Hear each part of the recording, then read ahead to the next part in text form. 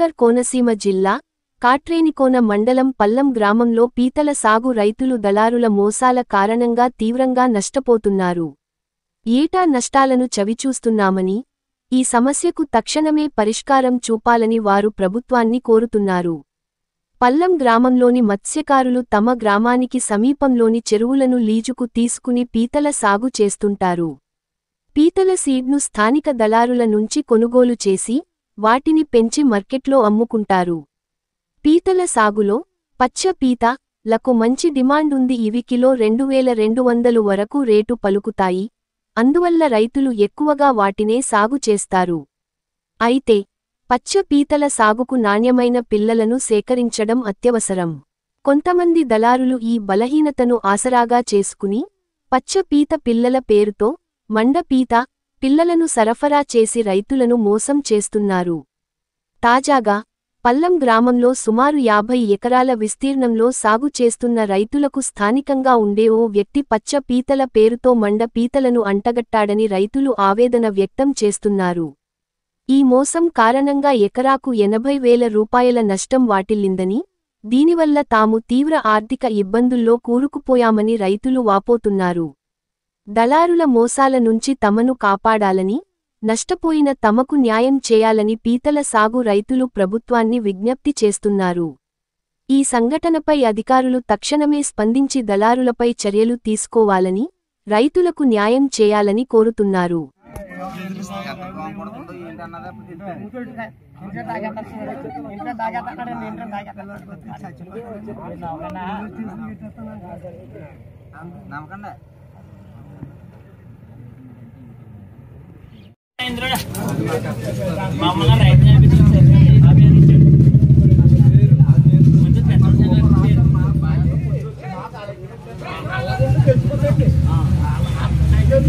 Sir seed పెట్టాలని చిన్న పిల్లలతో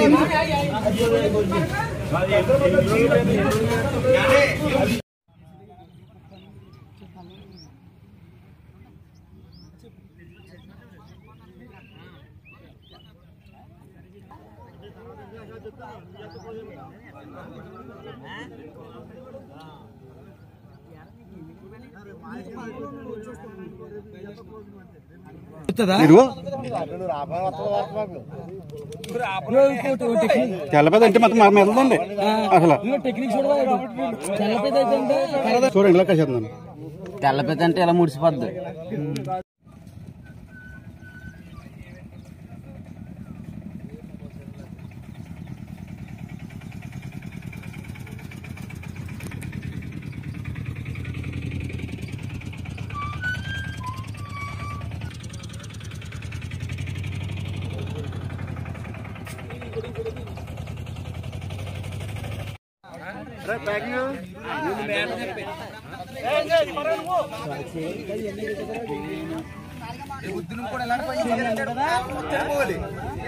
ఈ టిప్పు చెప్పవలసినవి ముందు జరిగినాయి, ముందు తెచ్చినవి అన్నీ చెప్తాను సార్. లాస్ట్ క్లైమాక్స్ వాళ్ళు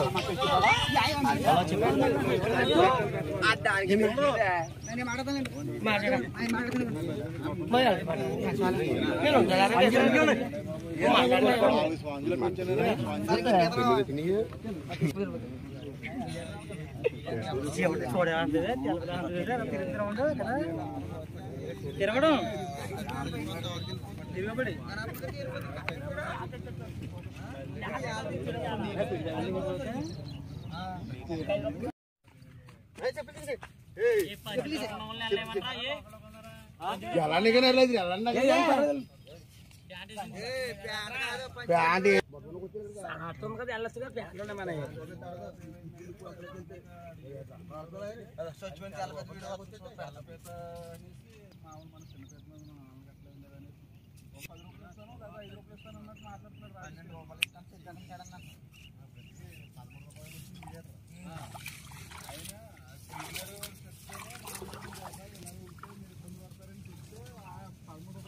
ఇవేనా కొన్నా ఇదే కొన్నా సార్.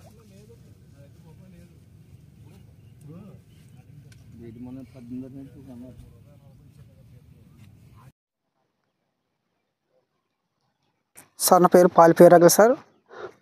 పల్లం గ్రామం చెందిన పాల్పేరాగల్ని. సార్ మధ్యవర్తి కూడా మా ఊరంటే పల్లం గ్రామం పాలిపు సీన్ అనే వ్యక్తి సార్ సీడ్ తెస్తానని ఒక్కొక్క పిల్లకి వచ్చి 23 రూపాయలు కట్టాను సార్. కాకపోతే మాకు ఈ పిల్ల ఏంటంటే సార్ మండపేత అయింది. మాకు తేవాల్సింది తెలపేత సార్. అయితే మా ఊరి ఎత్తు వల్ల మోసపోయాం సార్. ఇది మే 18 వేసాం సార్. ఇది ఇప్పటికి 24 రోజులు అయింది సార్. ఈ పిల్ల మాకు క్లారిటీ వచ్చిన తర్వాత శ్రీను మరి మాకు ఒరిజినల్ కాకుండా డూప్లికేట్ తెచ్చేయంటే అడిగాం. మాకు తెలియదు సార్, చిన్నపిల్ల సార్. అంటుకు ఏమైందంటే నేను ఏం చేసుకోనా అని అడిగాడు. మా ఊరు పెద్ద అయిన దండుపల్లి సత్యం గారు ఉన్నారు సార్. సత్యం గారి దగ్గరికి వెళ్ళిన అనగా మరి మాకు మండపేత తెస్తాననేసి ఒక్కో పీతకు వచ్చి 23 రూపాయలు చొప్పున కట్టాం. తెల్లపేత తెస్తాను ఇది మండపేత అయ్యింది ఏంటి సార్ అని అడిగితే ఆయన కౌరెట్టారు సార్. మా ఊరు మధ్యవేతను కౌరెట్టాడు. యా సీను మరి ఇది మండపేత అయిపోయిందంటే నీ పరిష్కారం ఏంటని అడిగాడు. అయితే ఏమైంది సార్, గతంలో ఒక ఆయన తెచ్చాడు సార్ పీత 1 సంవత్సరం కిందట, మల్లాడి ధర్మారావు.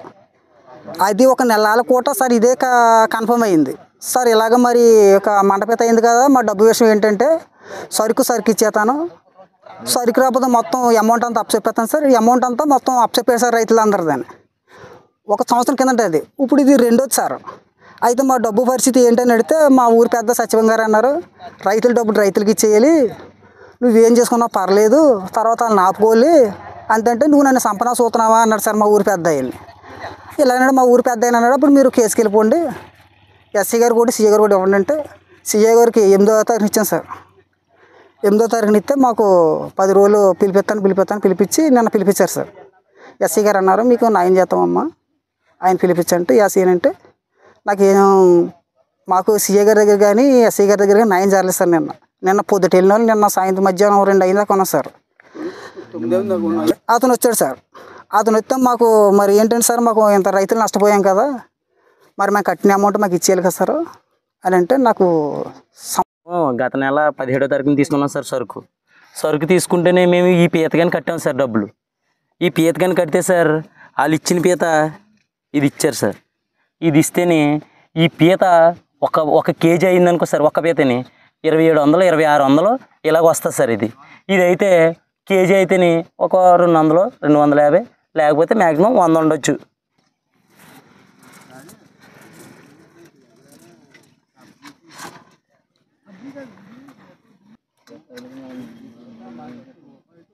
ఇదైతే కేజీ వరకు ఎదుగుతుందండి ఎదగడం అయితే. ఇదైతే పావు కేజీ 200 300 వచ్చి ఆగిపోద్దండి అలా అని చెప్పి. నెక్స్ట్ ఇదైతే మాత్రం సార్ ఇది కేజీలు, అర కేజీలు, ఎక్సెల్లో 1200 1300 గ్రాముల దాకా ఎదిగే అవకాశాలు ఉన్నాయి సార్. ఇదైతేనే మ్యాక్సిమం 200 250 గ్రాములు, 300 350 గ్రాములు, అంతకుమించి ఎక్కువ ఎదిగే అవకాశాలు బాగా తక్కువ సార్. ఇది బాగా తక్కువ. మామూలుగా ఇది చచ్చిపోయింది. ఇది మేము పట్టుకుంటే టయానికి మ్యాక్సిమం ఒక 100 రూపాయల మేత తింటే ఇది 500 రూపాయల మేత తింటుంది సార్ ఈ పీత. దీనికి అంత ఇది సార్. దీన్ని మేము పెంచాం సార్. ఇది దేనికి పనికిరాదు సార్. ఇది మాకు రూపాయికి దమ్మిడికి విలువ లేదు సార్. ఇది మా దగ్గర దీనికైతే విలువ ఉంది సార్.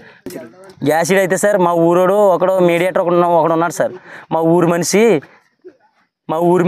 మా ఊరోడు ఒకవేళ పాలిపు శ్రీను అంటారు ఆయన్ని ఎక్కువగాని. ఆయన పేరు పాలిపు శ్రీను అల్టి పేరుతో సహా. అయితే నెక్స్ట్ ఆయన మా ఊరి మనిషి, మా ఊరు ఎత్తి రేపు అన్న రోజుని ఏదన్నా వచ్చినా ఆయన అడిగితే సరిపోతుంది, మేము ఎక్కడి దాకా వెళ్ళి అడగ అవసరం లేదు అనేసి మేము ఈయన దగ్గర పీతకి సీడ్ అని కట్టాం.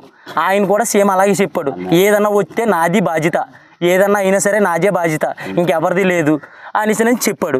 చెప్పడం వల్ల మేము అందరూ రైతులందరూ కలిపి ఆయన చేతిలో పెట్టాం. 35 మంది ఎంతమంది ఉన్నాం సార్. మేము 35 మంది ఉంటేనే వాళ్ళ ఇంట్లో 5 ఉన్నారు సార్. వాళ్ళని తీసిపడండి సార్. వాళ్ళ ఇంట్లో వాళ్ళు కాబట్టి వాళ్ళని తీసేద్దాం. మేము 30 మంది ఉన్నాం సార్. 30 మందికి మాకు న్యాయం జరగాలి సార్. ఏంటంటే అంతకుముందు ఎస్సీ గారి దగ్గరికి వెళ్ళాం. ఎస్సీ గారు ఎన్ని ఎకరాలు, ఎకరానికి అయితే 1000 పీత వేస్తాం, 2 ఎకరాలు అంటే 2000 వేస్తాం, 3 ఎకరాలు అంటే 3000 వేస్తాం సార్. ఈ 30 మంది కలిపి ఏమన్నా 30,000 చిల్లర ఉండొచ్చు సార్. మొత్తం అంతానే టోటల్ ఇది అయితేనే మేము చేసేది ఒక 35 ఎకరాలు 40 ఎకరాలు ఉండొచ్చు సార్. మేము రైతులు ఉండొచ్చు సార్ ఎవరి ఖాళీ అయితేనే. నెక్స్ట్ ఇది అయిపోయిన తర్వాత మేము ఇది పెంచుకున్నా ఏమీ రాదు కదా సార్. ఈ లీజులు ఎంత లేకపోయినా మేము లీజులకి ఇచ్చుకుంటాం సార్. కోయిల రైతులు అయితేనే మేము లీజులకి ఇచ్చుకుంటాం. ఒక్క సంవత్సరానికి వచ్చి ఒక 40 ఏలు 50 ఏలు 70 ఏలు గట్రా ఉంటాయి సార్ చెరువులు లీజు. మేమైతే మాత్రం కొద్దిగా తక్కువ బడ్జెట్లో ఒక 50 ఏళ్ళకి చేస్తున్నాం సార్. ఎంత లేకుండా సంవత్సరానికి వచ్చి 50,000 చేస్తున్నాం సార్ మేము. అయితేనే మాకు 50,000 ఈ సంవత్సరానికి లాసు. నెక్స్ట్ దీనికి ఎట్టాం నెల 15 రోజులు అంటే ఇది ఎంత లేకుండా ఈ పాటికి ఒక్కో పీత వచ్చి 100 రూపాయల పీత 100 రూపాయల పైన తినేసి ఉంటుంది మేత. 1000 పీత కాబట్టి అదో దగ్గరగా ఒక 70-80,000 మేము మేత కట్టేసాం దీనికి సార్. ఈ పీత డబ్బులు ఏమో 23,000 మొత్తం అంతా కలిపి ఆయన దగ్గర వసూలు చేస్తారనేసి మేము మీ మీడియా ఎవరు అతను ఏమంటారంటే నాకు సంబంధం లేదు, డబ్బులు ఇవ్వను, మీకు ఎక్కడ చెప్పుకున్నా పర్లేదు వచ్చి చెప్తాను. అలాగే చెప్పడం జరిగింది.